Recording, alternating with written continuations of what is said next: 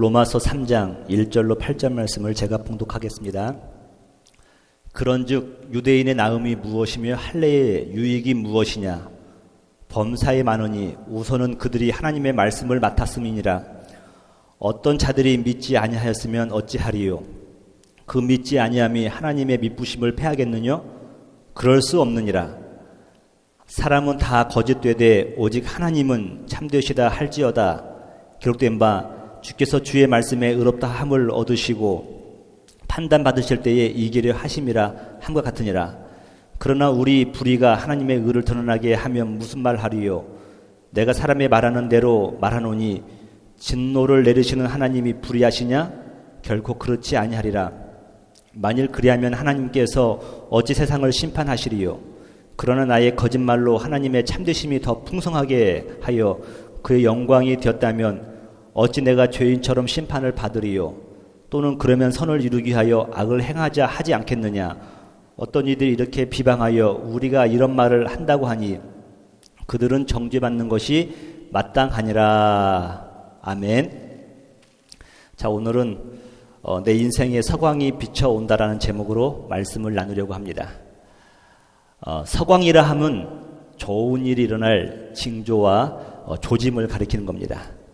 여러분의 인생 가운데 우리 주 예수 그리스도로 말미암아서 승리의 서광이 비춰오기를 주님의 이름으로 축복합니다. 예. AD 400년경에 그 이집트의 포에만이라고 하는 사람이 살고 있었습니다. 이 포에만이라는 뜻은 목동, 목자라는 뜻입니다. 오늘날로 말하면 패스터, 이게 목사와 같은 이름이었던 것 같아요. 근데 그분이 다음과 같은 글을 남겼습니다. 설교를 잘 하려고 애쓰는 사람은 많아도 설교한 그대로 실천하려고 애쓰는 사람은 거의 없다라고 말을 한 거예요. 여러분, 지금으로부터 1600년 전에 이 포에만이 그 당시에 설교가들을 보고 느낀 점을 말하는 겁니다. 참으로 놀라운 통찰력이 아닌가 생각합니다. 만약에 이 말을 오늘날 했어도 결코 손색이 없을 정도로 이상하지가 않습니다. 설교자로서 이 말을 들을 때 마음에 찔림이 왔습니다. 지금까지 설교를 잘 하려고만 노력했지 정작 설교한 대로 살려고 제가 얼마나 노력을 했는지 좀 부끄러웠습니다. 여러분, 그러면 여러분의 입장에서는요, 한 관점을 바꿔 보아야 한다고 생각합니다. 만약 포에만이 일반 성도들을 위해서 한 줄의 글을 더 남겼다고 한다면 뭐라고 남겼을까를 생각해 보았습니다. 성도들은 좋은 말씀, 은혜로운 말씀, 영적인 말씀을 듣기를 위해서 노력을 한다. 하지만 그 말씀을 들으려고 하더라도 들은 후에는 그대로 살려고 애쓰는 사람은 찾아보기 힘들다라고 말하지 않을까요? 여러분, 은혜의 말씀은 그 말씀을 들을 때 나를 향한 말씀이 돼야 됩니다. 근데 말씀을 들을 때에 김 집사가 생각나고 박 집사가 생각나면 그건 은혜로운 말씀이 아니에요. 여러분들은 오늘 이 말씀을 들을 때에 나를 향한 성령님의 음성, 하나님의 음성, 또 그 말씀을 통하여서 나의 혼과 관절과 골수가 쪼개지는 그런 나라의 말씀이라는 것을 여러분 믿으시기를 주님 여러분 부탁을 드립니다. 여러분, 구약 성경에 보면 마지막 선지자가 말라기입니다. 말라기. 말라기는 바벨론 포로에서 돌아온 후에 이스라엘 백성들과 제사장들을 향해서 거침없이 하나님의 심판의 메시지를 전했던 사람입니다. 그래서 여러분, 말라기가 설교하면요, 사람들이 싫어했습니다. 왜냐하면 자기의 치부와 숨겨진 죄악들을 가감없이 드러내기 때문에 그렇다는 것입니다. 말라기 1장에 보니까 이렇게 말씀하고 있어요. 그가 어떻게 하나님 말씀을 대변하고 있는지 말라기 1장 6절부터 한번 제가 읽어볼게요.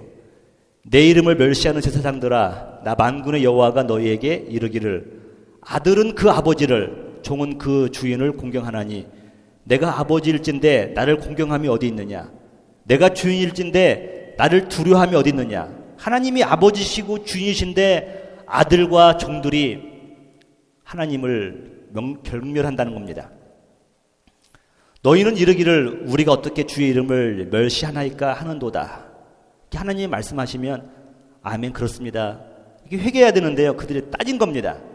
언제 우리가 하나님의 이름을 멸시했습니까? 라고 말을 한 거예요. 그러니까 7절에 이렇게 나옵니다. 너희가 더러운 떡을 나의 제단에 드리고도 말하기를 우리가 어떻게 주를 더럽게 하였나이까 하는도다. 이는 너희가 여호와의 식탁은 경멸히 여길 것이라 말하기 때문이다. 진설병을 매주 새롭게 구워서 올려야 되는데 에이 하나님이 드시지도 않을 건데 어때? 지난주에 섰던 거 뭐지 털어내고 또 올리는 겁니다. 또 그 다음 주 가서 곰팡이가 나면 곰팡이 부분을 잘라내고 또 올리는 겁니다.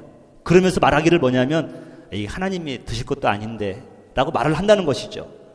8절 만군의 여호와가 이르노라 너희가 눈먼 희생제물을 바치는 것이 어찌 악하지 아니하며 저는 것 병든 것을 드리는 것이 어찌 악하지 아니하냐. 이제 그것을 너희 총독에게 드려보라. 그가 너를 기뻐하겠으며 너를 받아주겠느냐? 만군의 여호와가 이르노라 너희는 나 하나님께 은혜를 구하면서 우리를 불쌍히 여기소서 하여 보라. 너희가 이같이 행하였으니 내가 너희 중 하나인들 받겠느냐? 그러면서 10절 이렇게 말씀하고 있어요. 만군의 여호와가 이르노라 너희가 내 제단 위에 헛되이 불사르지 못하게 하기 위하여 너희 중에 성전문을 닫을 자가 있었으면 좋겠도다. 내가 너희를 기뻐하지 아니하며 너희가 손으로 드리는 것을 받지도 않겠다라고 말씀합니다. 말라기 시대에 제사장들과 백성들은 다 타락했습니다. 영적으로 타락의 길을 갔습니다. 그런데 참 재밌는 게 뭐냐면요. 교회사를 공부하다 보니까 느헤미야 말라기가 이랬던 그 시대를 향해서 암흑기라고 말을 하지 않습니다. 제사장이 타락을 했고 백성들은 하나님으로부터 마음이 떠났는데도 불구하고 그 시대를 영적 암흑기라고 부르지 않는 거예요. 여러분 그 이유가 무엇인지 아십니까? 하나님의 마음을 대변해서 심판의 메시지를 전하는 선지자들이 있었기 때문에 그러는 거예요. 그들이 하나님의 마음을 대변하면서 진노한 심판에 대해서 말씀을 하니까 그 당시에는 암흑기라고 말을 하지 않습니다. 여러분 말라기 이후에도 특별히 달라진 것은 없었습니다. 제사장들은 늘 하던 대로 제사를 드렸고 백성들은 제물을 드렸습니다. 성전에는 여전히 말씀의 두루마기가 있었고요. 죄 짓는 사람은 여전히 죄를 지었지만 그래도 하나님 말씀대로 살려고 씨름하는 사람들은 말씀대로 살려고 씨름하면서 살아가는 사람도 있었을 것입니다. 여러분 그런데 세례 요한이 오기 전에 말라기부터 세례 요한까지 약 400년인데 이 시기를 영적 암흑기라고 부릅니다. 여러분 왜 그런지 아세요? 하나님의 말씀을 가감없이 심판의 메시지를 교훈의 메시지를 전하는 선지자가 없었기 때문에 그렇다는 겁니다. 백성들의 잘못과 죄를 향하여 그것을 지적하면서 회개하라고 유침이 없었다는 것입니다. 여러분 어느 시대나 영적 기근의 시대에 나타나는 두 가지 현상이 있는데 하나는 뭐냐면요. 영적 리더들의 타락이에요. 또 다른 하나는 뭐냐면 하나님의 말씀이 소홀히 여겨진다는 것입니다. 바로 이것이 영적 타락의 그런 분위기죠. 엘리 제사장 시대가 대표적으로 그런 시대가 아니었는가 생각해 봅니다. 사무엘상 3장 1절에 보니까요. 아이 사무엘이 엘리 앞에서 여호와를 섬길 때에 여호와의 말씀이 희귀하여 이상이 흔히 보이지 않았더라. 제사장도 있고 성전도 있고 예배자도 있고 예배를 돕는 자도 있었습니다. 그런데 결과는 뭐냐면 하나님의 이상이 보이지 않았다는 거예요. 엘리 제사장과 그의 아들들 홈리와 비느하스가 제사장이었을 때 여러분 상상해 보세요. 얼마나 영적으로 타락했는가를 볼 수 있지 않습니까? 하나님께서는 예수님이 오시기 전까지 400년 동안 그대로 내버려 두십니다. 제가 2주 전에 설교했었죠, 여러분. 내버려 둠이 복이 아니라는 거예요. 이게 심판이라는 거죠. 하나님은 백성들이 그 구원의 열망이 오르기까지 그들을 죄악 가운데 내버려 두었습니다. 400년 동안 여러분 선지자가 없이 그들이 얼마나 바른 길로 갔겠습니까? 그리고 하나님은 어린 세례 요한을 광야로 보내셔서 그에게 외치도록 하였습니다. 여러분 잘 알아야 될 게 뭐냐면 세례 요한의 메시지는 축복의 메시지가 아니었어요. 권면과 엔커레이지, 용기를 주는 메시지가 아니었어요. 믿으면 잘 할 수 있다고 하는 메시지가 아니었어요. 세례 요한은요, 빈들에 외치는 소리는 뭐냐면 백성들의 죄를 고발하고 그들의 잘못을 지적하면서 회개하라고 하는 메시지였습니다. 큰 놀라운 일이 일어난 거예요. 400년 동안 영적으로 굶주렸던 백성들이요, 그 소리를 듣기 싶어서 광야로 나가는 겁니다. 자기 동네에도 예루살렘에도 성전이 있었는데도 불구하고 그곳으로 가지 않고 빈들로 나가는 거예요. 광야로 나가는 것이에요. 여러분 왜 그렇습니까? 그 말씀이 나를 살린다는 것을 깨달은 거예요.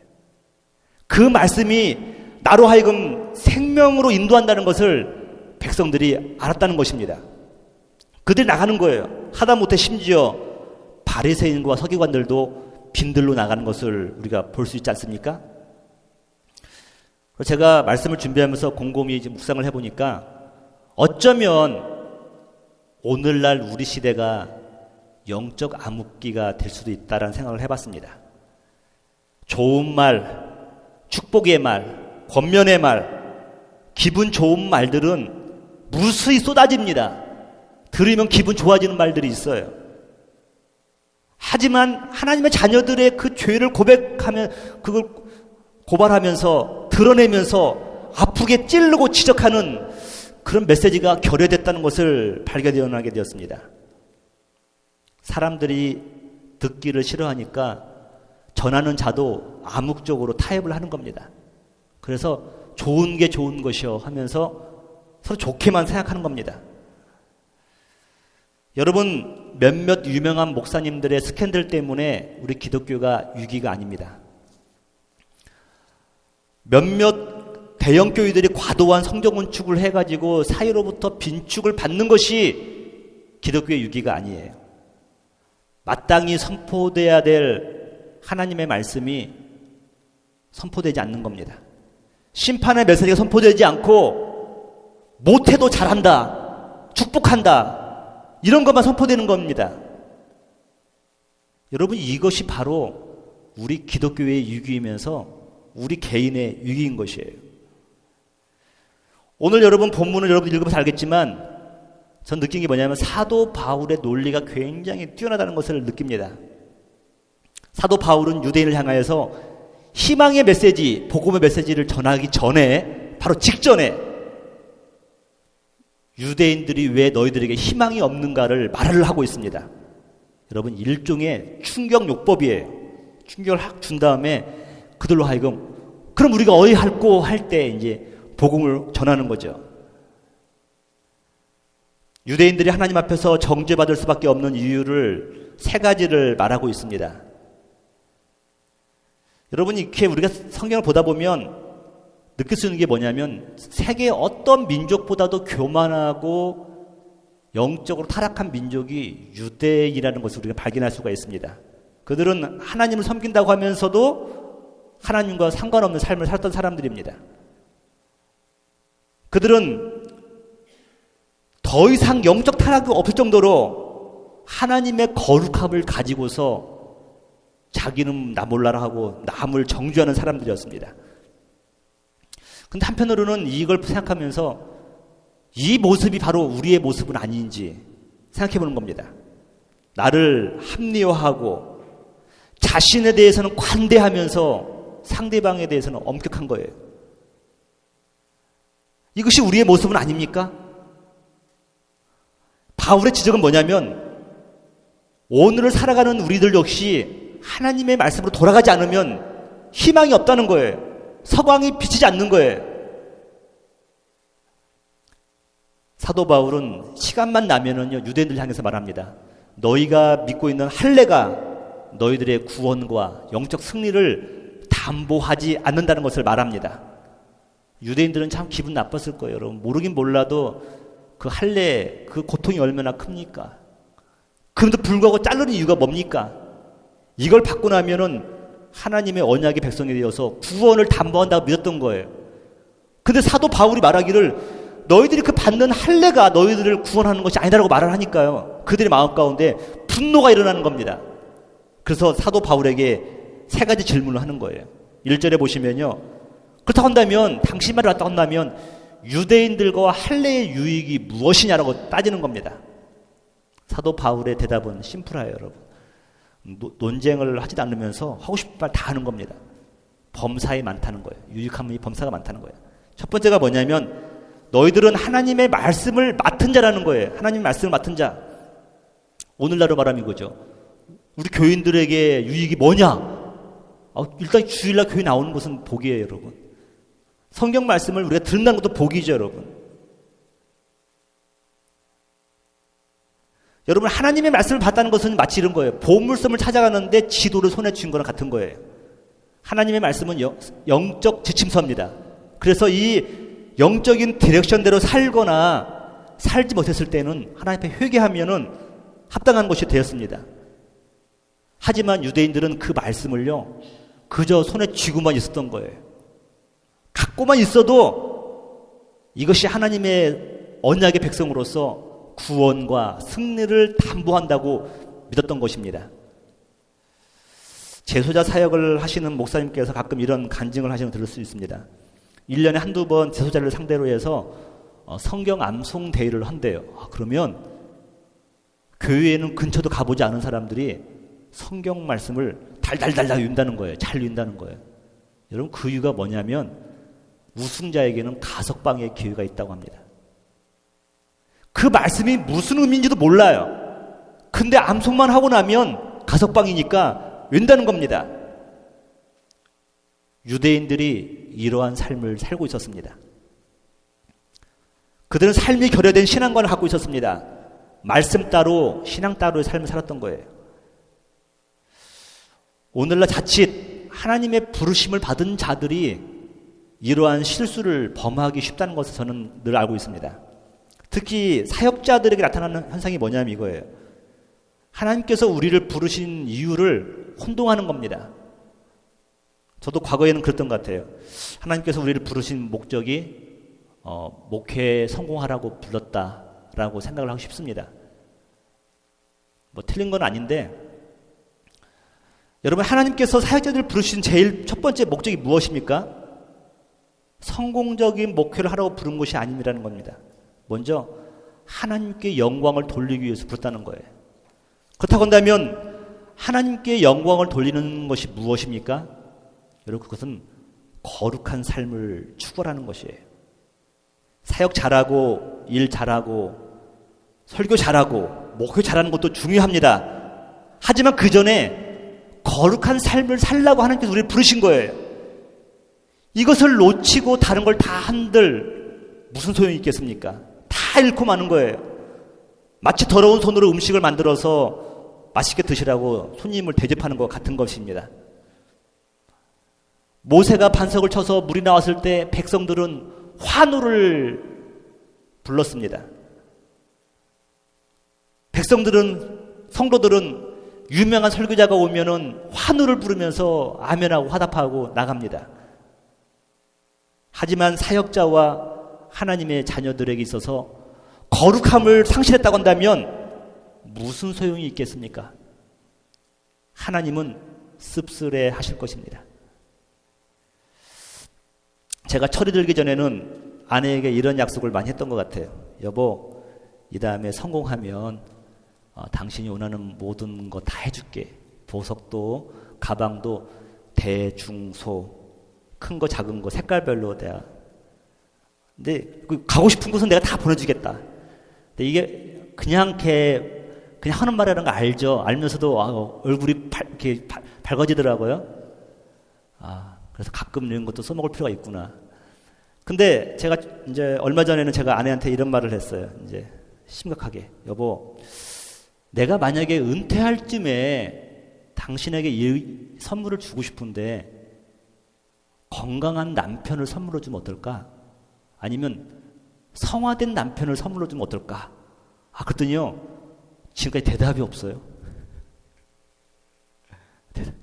여러분, 어떤 것보다도요, 어떤 선물보다도 건강한 남편, 건강한 성화된 남편이 우리 아내들에게는 복된 거 아닙니까? 근데 우리가 본질을 놓칠 때가 많이 있다는 거예요. 우리는 본질을 놓치면 다 놓치는 겁니다.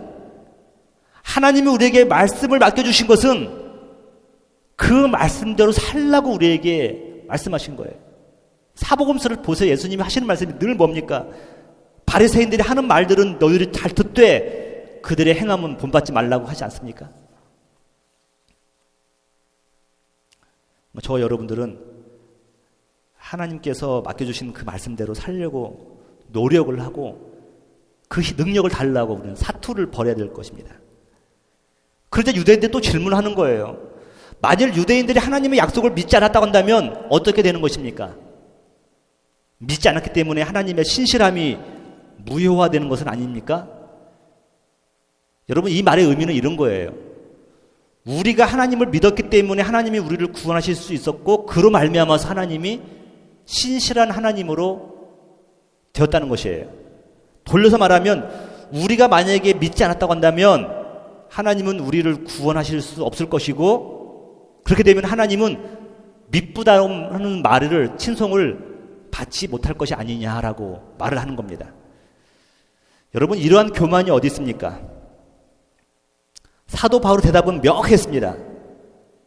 하나님은 우리가 믿고 안 믿고에 상관없이 스스로 신실하신 분이라는 것을 말씀하고 있어요.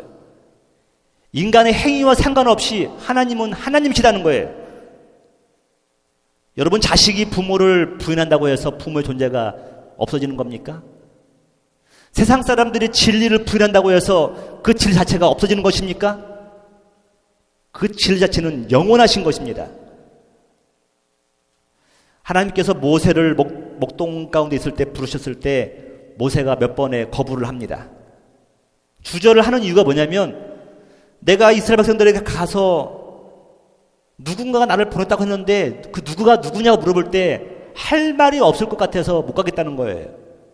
그러자 하나님께서 출애굽기 3장 14절에 다 이렇게 말합니다. 하나님 모세에게 이르시되 나는 스스로 있는 자니라. 또 이르시되 너는 이스라엘 자손에게 이같이 이르기를 스스로 있는 자가 나를 너에게 보내셨다 하라라고 말씀하고 있어요. 스스로 있는 자, 스스로 자기의 영광을 취하시는 자예요. 여러분, 하나님은 누구의 도움을 필요로 해서 영광을 받으시는 것이 아니라 돌들로도 나무들로도 우주 만물 통하여서도 스스로 영광을 받으실 분입니다. 그분이 하나님 되시기 때문에 유대인을 포함하여 인간이 할 수 있는 것은 아무것도 없다는 거예요. 그래서 여러분 이거예요. 내가 하나님을 위해서 믿어준다. 행위나 그런 생각하지 마세요, 여러분. 하나님을 믿는 것은 내 복이에요. 그것으로 인하여 하나님이 하나님 되신다는 것은 아니라는 것입니다. 유대인들은 이처럼 교만했습니다. 행위나 내가 하나님을 도와준다는 생각으로 말미암아 여러분 이런 생각은 꿈속에서도 해서는 안 됩니다. 다시 말씀드리지만 하나님은 스스로 영광을 취하시는 분이에요. 다만 우리는 그분을 섬기고 예배하는 것이 우리에게 복이 되고 영광된 존재라는 것을 알게 된다는 것입니다. 그래서 그들이 세 번째 질문을 이렇게 통하여서 궤변을 토해냅니다. 바울 선생님, 우리가 불의한 행동을 하였기에 하나님의 의가 드러난 것이 아닙니까? 여러분, 그럴싸해요. 우리가 요즘 말로 하면 이런 거죠, 여러분. 범인이 있었기 때문에 경찰이라고 하는 존재가 필요했다는 거예요. 그리고 범인들이 하는 말이 경찰들 너희들은 나한테 고마워해. 이건 똑같은 거예요, 여러분. 우리가 죄를 지었기에 하나님의 의를 돋보이게 한다고 한다면 우리가 하나님을 도와준 것이 아니냐. 그렇다면 우리는 심판받을 사람이 아니라 도리어 하나님의 칭찬을 받을 사람들이 아닌가. 유대인들이 이렇게 말을 합니다. 이 질문을 받은 바울이 참으로 어처구니 없어 했을 것입니다. 이 논리를 한다면 예수님의 십자가 사건에서 제일 공신은 누구냐면 가룟 유다예요. 또 예수님께서 십자가를 지시는 그 길을 걸어가시는 데 있어서 모든 죄인들은 공력을 세운 겁니다. 죄인들 때문에 예수님이 이 땅에 오셨기 때문에 죄인들도 칭찬을 받는다고 말하는 것 똑같은 거예요. 더 나아가서 이들은 이렇게 주장합니다. 죄가 있는 곳에 은혜가 있다고 하니까 더 큰 죄를 지으면은 하나님의 더 큰 은혜가 임하지 않을 거냐, 이렇게 주장하는 것입니다. 여러분, 이처럼 궤변이 어디 있습니까? 이러한 논쟁에 대해서 사도 바울이 간략하게 8절에, 오늘 본문 8절에 이렇게 말씀하고 있어요. 또는 그러면 선을 이루기 위하여 악을 행하자 하지 않겠느냐. 어떤 이들이 이렇게 비방하여 우리가 이런 말을 한다고 하니 한마디, 그들은 정죄 받을 것이 마땅하니라는 거예요. 이러한 교묘한 논리로 신앙의 본질을 왜곡하려고 하는 유대인들 향하여 바울 사도는 가차없이 사망 선고를 내립니다. 정죄를 받는 것이 마땅하니라. 너희들은 회생불능이라는 거예요. 하나님을 떠난 자신들을 정당화하려고 하는 어떤 논리도 자신들을 의롭게 할 수 없다는 것입니다. 우리 주위에서도 하나님 말씀을 이 핑계 저 핑계를 대면서 복음을 받아들이지 않는 자들이 많이 있습니다. 교회가 타락했다. 맞아요. 목사가 타락했다. 어느 부분 맞습니다. 교인들이 정직하지 못하다. 교회 안에 사랑이 없다. 한편으로는 일리가 있다고 생각합니다. 여러분, 근데 이외에 이런 것만 바라보고 사랑의 본체이신 하나님, 교회의 몸된 그리스도를 바라보지 못하는 것입니까?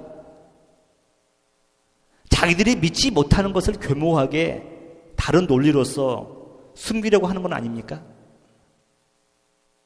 여러분, 그래서는 안 되는데 마지막 때에 그들은 분명히 정죄를 받을 수밖에 없을 것입니다. 여러분, 그렇다고 한다면 우리 인생의 사광이 비춰놓은 이유는 무엇입니까? 나에게 더 이상 어떠한 희망도 남아있지 않다는 것을 깨닫기 때문에 그렇다는 거예요. 내 힘으로 무엇을 할 수 없다는 걸 깨닫는 순간 우린 그 다음부터는 주님을 붙들 수가 있다는 것입니다. 여러분, 말씀을 정리하면서 서광이 비출 때 하나님의 자녀들이 어떠한 삶을 자세를 취해야 되는 것인가에 대해서 한번 살펴보려고 합니다. 우리에게는 희망이 없는데 하나님 그리스도의 빛이 우리에게 임했다는 거예요. 드디어 서광이 비치기 시작했어요. 이제 희망이 생겼어요. 그럼 어떠한 삶을 살아야 됩니까? 먼저 신앙은 삶 자체임을 알아야 된다는 것이에요. 세상 사람들이 우리 기독교인을 향해서 비하할 때 가장 쓰는 말이 뭐냐면 기독교인은 말쟁이라고 합니다. 말하는 것을 기독교인은 따라갈 수 없다는 거예요. 다른 의미로 보면 이런 거예요. 기독교인들은 말은 잘하지만 행함이 없다는 것입니다. 사도 바울도 이러한 오해를 받은 적이 있었습니다. 사도행전 17장 18절인데요. 어떤 에피쿠로스와 스토아 철학자들도 바울과 논쟁할 때 어떤 사람은 이르되 이 말쟁이가 무슨 말을 하고자 하느냐 하고 라고 말씀하고 있습니다. 여러분, 에피쿠로스 학자들은 행복이 선이라고 보는 사람들이잖아요. 또 스토아 철학자들은 이데아 사상을 가지고 있는 사람들이었습니다. 이런 사람과 논쟁하다 보니까 사도 바울이 자기의 총 그 지식을 가지고서 다 나간 거예요. 사도 바울의 강함으로 나간 거예요. 참 재밌는 게 뭐냐면요. 논쟁에서 사도 바울이 이겼습니다. 그런데 이기고 난 결과가 뭐냐면 아무것도 없어요. 에베소, 빌립보, 데살로니가 옥에 갇히고 맞고 투옥되고 터지고 상처나고 매맞고 이런 곳에서는요 여지없이 깨졌는데 그곳에서는 하나님의 교회가 세워져 가는 것입니다. 여러분, 세워져 가는 것이에요. 그런데 이 아테나에서는 논쟁에서 이겼는데도 불구하고 거기는 교회가 세워지지 않았어요. 이게 바로 말쟁이의 그런 하나의 우리가 그 결과라는 것을 보게 됩니다. 사도 바울이 그런 건 아니지만 말과 행동이 다른 사람들을 우리는 혐오합니다.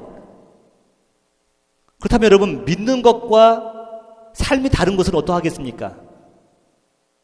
하나님은 이러한 삶을 가증히 여기신다 그랬어요. 이 가증히 여긴다는 뭐냐면 토해내고 싶다는 거예요. 너희들이 입으로는 믿는다고 하지만 행동으로는 전혀 믿음에 보인이 되지 않는 거예요. 그래서 제가 요즘 저 자신에게 착 적용하는 것 중에 하나가 뭐냐면 이거예요.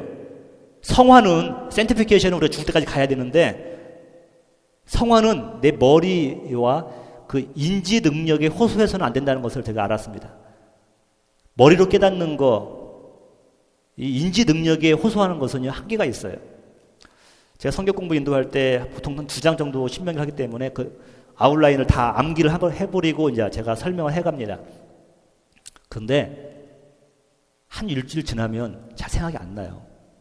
그때는 하고 할 수가 있었는데 한 번은 이렇게 CD를 굽기 위해서 제가 지난주 제목을 써야 되는데 제목이 기억이 안 나는 거죠. 제가 아내한테 물어봤어요. 여보 혹시 지난주 설교 제목이 뭔지 알아? 했더니 제 아내도 모른다는 거예요. 저도 모르고 제가 모르니까 저도 워낙 모르겠죠. 근데 그걸 듣던 제 딸이 뭐라고 하냐면 아이고 아빠도 모르는데 성도님들은 오죽하겠어. 아 딸이 그러더라고요. 여러분 머리와 뇌의 인지 능력에 호소하는 것은요 길어야 일주일도 못 가요. 근데 여러분 제가 깨닫은 게 뭐냐면 성화는요 우리의 근육에다가 호소해야 되는 거예요. 여러분 근육에 습관시키면요 예를 들어서 여러분들이 운동 좋아하시는데 몸이 아파서 한 달 동안 쉬었다 하더라도 한 달 후에는 웬만큼 조금만 노력하면 나와요. 자세가 나와요. 근육에 습관화시키는 겁니다. 근육으로 들어가면요 머리와 상관없이 눈 감고도 나오게 되어 있어요. 성화는 뭐냐? 그리스도를 닮아가는 것은 뭐냐? 머리가 아니에요. 인지 능력이 아니에요. 깨달음이 아니에요. 더 나아가서 뭐냐면 우리 삶의 몸이 습관화 돼버려야 된다는 것입니다. 참 어려운 거예요, 여러분. 어려움 쉽지 않아요. 디모데에게 바울이 이렇게 권면합니다. 망령되고 허탄한 신화를 버리고 경건에 이르도록 내 자신을 연단하라. 이 연단하라는 말이 훈련하라는 거예요. 훈련하라. 여러분 지금 디모데는 에베소 교회 목사님 아닙니까? 담임 목사님이잖아요. 근데 그를 향해서 보내는 게 뭐냐면 망명되고 허탄한 신화를 버리기 위해서 경건에 이르도록 내 자신을 훈련하라는 거예요. 디살프십. 제자 훈련을 하라는 것이죠. 그렇지 않으면 안 된다는 것이에요. 머리로만 깨닫지 말고 네 몸 근육에 다 집어넣으라는 거예요. 저는 이것이 진정한 상호라고 생각합니다. 그렇기 때문에 일생 가는 거예요. 일생 가야 되는 거예요. 사랑하는 성도 여러분, 말씀을 정리하면서 여러분 인생이 공고하십니까? 여러분 뜻대로 안 되십니까? 저는 안 돼야 된다고 봐요. 여러분 한계에 부딪혔습니까? 저를 비롯해서 우리들은요 한계에 부딪혀야 됩니다. 이런 것을 통해서 우리는 철저히 깨어지고 부인되어야 됩니다. 나는 오늘 본문에 기록된 그 유대인들이 느끼는 한계와 그들의 절망이 저와 여러분의 절망이 되어야 될 줄 믿습니다. 그때 비로소 우리는요 서광이 비춰지기 시작하는 거예요.